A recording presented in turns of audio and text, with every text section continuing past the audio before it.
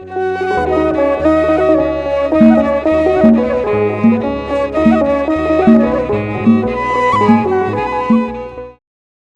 ወለተ ሐዋርያት ይባላል። ወለተ ሐዋርያት እኔ ለመሰክር አላሰብኩም ነበር። አመጣጤ ራሱ በጣም የሚገርም ነው ዛሬ እና በባዳ ሀገር ነበር የምኖረው። ከዛ በምኖርበት ሰዓት ቋሚ የሆነ ስራ ማግኘት አልቻልኩኝም። ረጅም ጊዜ ማለት በጣም ረጅም ጊዜ ደና ስራ ሰርቼ መለወጥ አልቻልኩኝም እና ይዛለውኝ እተዋለሁ ይዘዋለሁ ተዋለሁ በቃ ምንም ተረጋግቼ መስራት የምችልበት ነገር የለም ማለት ነው። ከዛ የሆነ ጊዜ ላይ ፌስቡክ ላይ የዘብር ምስክርነት አነበብኩኝ። ቆይቷል ረጅም ጊዜ። ከዛ አነበብኩኝና ከዛ እንደ ዘብር እንደዚህ ካደረገማ ለኔም ያደርግልኛል ብዬ ለራሴ ከዛ አባቴ እንደው ደና ስራ የምቆይበት ስራ ብትሰጠኝ የመጀመሪያ ደሞዜን እሰጣለሁ ብዬ ተሳልኩኝ። በእንዲሁ ነው ዝም ብዬ ነው ማቀው በጽሁፍ ተነበበው ማለት ነው። ፌስቡክ ላይ ባነበብሽው ፌስቡክ ላይ አሁን አላስታውሰውም ልጁን ፖስት ያደረገውን ግን ሜሴንጀሪ ላይ ይኖር ይችላል ማንነቱ ማለት ነው። ከዛ አልኩኝና ስል ወዲያውኑ ስራ ጽሁፍ ነው ወይስ ሰው ሲመሰክር ነው? በጽሁፍ ነው ያነበብኩት። ኦኬ የሆነ ምስክርነት ጽሁፍ ነው ያነበብኩት። ከዛ ይሄንን ብዬ ለራሴ ቃል ገባው ማለት ነው። ባለውበት ሀገር ሆኜ ስሙን ጠርቼ በቃ የተረጋጋ ስራ ስጠኝ ብዬ አልኩትኝ ተሳልኩኝ። ከዛ ከተሳልኩኝ በኋላ የሆነ አሪፍ ስራ አገኘሁኝ ማለት ነው።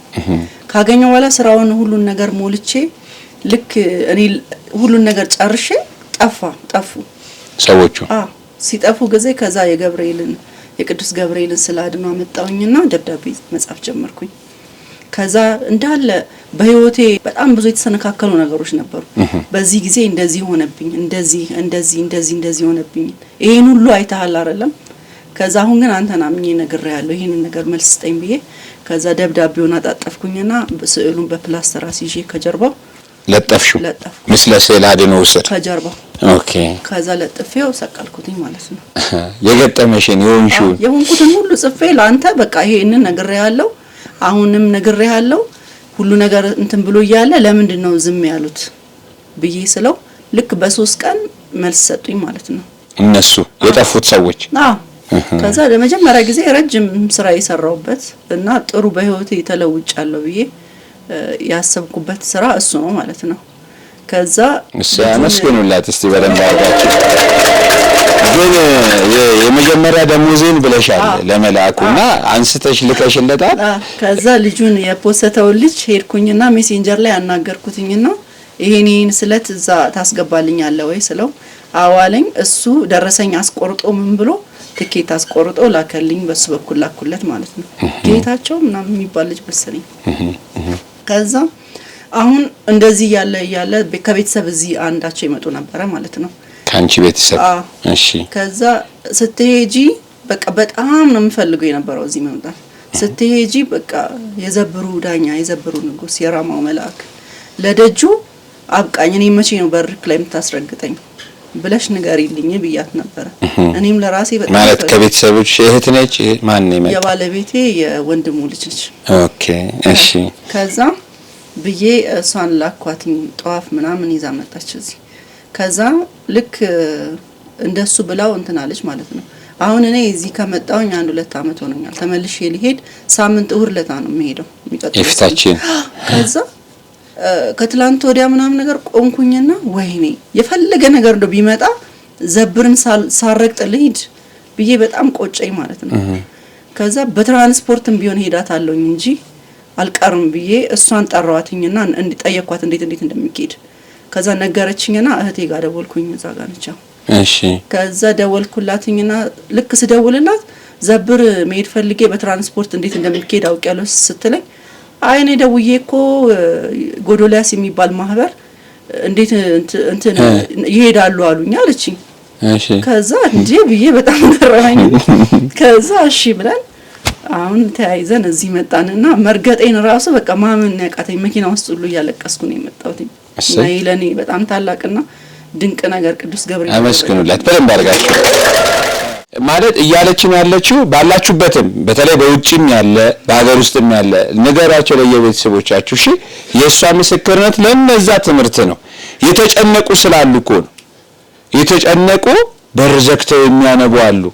ታውቃላችሁ ይሄንን?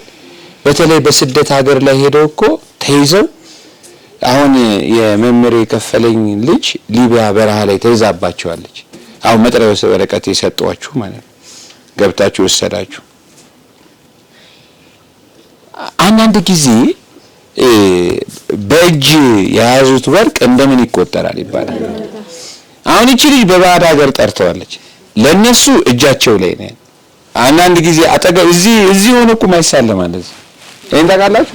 እስቲ በምትኖሩበት አካባቢ ያለ ደብር አለ አይደል? ትሄዳላችሁ? ግን ብዙ ጊዜ አዎ አትበሉኝ፣ አትዋሹኝ። ምን አዎ ትሉኛላችሁ እንዴ?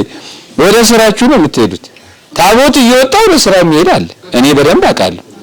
ታቦት እየወጣ ኢቭን እንኳን ሄዶ አይሳለም። ያጠገቡ ያለውን ደብር ነው የምነግራችሁ። እኔ ይገርመኛል ሰው አሁን ፈረንሳይ ለጋ ሲሆን ገነተ ኢየሱስ ገነተ ማርያም አንድ ትልቅ አባት አሉ ቅባ ቅዱስ የሚቀቡ ታውቃላችሁ? እውር ሲያበሩ በአይኔ አይቻሉ። እኛ አባት ወይ ብላኔ ሰሩ እሳቸው ናቸው። አጥሮቿን፣ በሮቿን፣ ቅጥሮቿን ይሰራሉ። በጣም ብዙ አባቶች ሲታሙ ስለሳቸው ሰምቼ አላውቅም። ይሄን ያለ አመት ብዙ ችግር አለ፣ መጨቃጨቅ፣ የቤተሰብ ፍቅር ማጣት፣ የተለያየ ነገር ማለት እና እሱም ደግሞ ቅዱስ ገብርኤል ያንን እንዲፈታልኝ ቅዱስ ገብርኤል ከቤተሰብ ያለውን ነገር ሁሉ ፈቶልኝ እግዚአብሔር አምላክ ደግሞ ቅዱስ ገብርኤል አሁንም ተመልሼ እንኳን መጥቼ ደጁን እንኳን መርገጥ ባልችል አሁንም እግዚአብሔር በእውነት ቅዱስ ገብርኤል የራማው መልአክ ይሄንን ሰምቶ ሰላምን እንዲያመጣልን እናንተም በጸሎት አስቡ። በጣም እናስብሻለን። መጨረሻውን ያሳምርልሽ። ነገ የሁሉንም ቤተሰብሽን ክርስትና ስም ስጫቸው። እዛ ጸሎት ይደረጋል፣ ጸሎት ይያዛል። ሳትሰንፊ ያለ መሰልቸትና ያለ መታከት ጥሪው መልሳለሁ። እግዚአብሔር አንቺ እንደመሰከርሽለት እነሱም ደግሞ መጥተው እንዲመሰክሩለት የአምላካችን ቅዱስ ፈቃድ ይሁንልን። አትርሺ ሁሌ። በነገራችን ላይ ዩቲዩብ ላይ እንለቃለን ዘብር ገብርኤል ብለን ጎዶልያስ ዘብር ገብርኤል ብለን እንለቃለን። እየሰማችሁ ነው አይደል? ይሄንን እየገባችሁ ለብዙ ሰው እንዲደርስ ሼር፣ ኮፒ ሊንክ፣ ሰብስክራይብ እያደረጋችሁ አድርሷቸው። ቲክቶክ ላይ እንደዚሁ እንለቃለንና ሰዎች መማር አለባቸው። በነገራችን ላይ እናንተ ረድታችኋላ። የእናንተ በስተጀርባ ያሉ ምዕመን መምጣት አለበት እዚህ። ለምን ወደ የባዕድ አምልኮ እየሄዱብን ነው? ጠንቋይ ቤት እየሄዱብን ነው። እህቴ ላይ እየተጫወተ ያለው አጋንንት እኮ ነው፣ ሌላ አይደለም። ወደ የመጽሐፍ ገላጭ ቤት እየሄዱ ነው። ስለዚህ ምንድነው መሆን ያለበት? ሰው መምጣት አለበት እዚህ ጋር መጥቶ መዳን አለበት፣ መጥቶ መፈታት አለበት ከእስራቱ። ስለዚህ ጠንካራ ነው መሆን ያለበት። እባካችሁ አሁንም በዘብሩ ገብርኤል አጥብቄ ብነግራችሁ ከናንተ በስተጀርባ ያሉ ሰዎች ስላሉ ነገሯቸው ይምጡ። በጣም ቀላል ነው። የማህበሩ ስልክ አይታችሁታል አይደል? 0945 ስንት ነው? 19 ራሱ ነው ያመጣልን በነገራችን ላይ 0948 19 ስለዚህ ብዙ ሰዎች ወደዚህ መምጣት አለባቸው። እስከ ሰኔ 26 ድረስ ጸሎቱ ምን ይላል? ይቀጥላል፣ አይቋረጥም።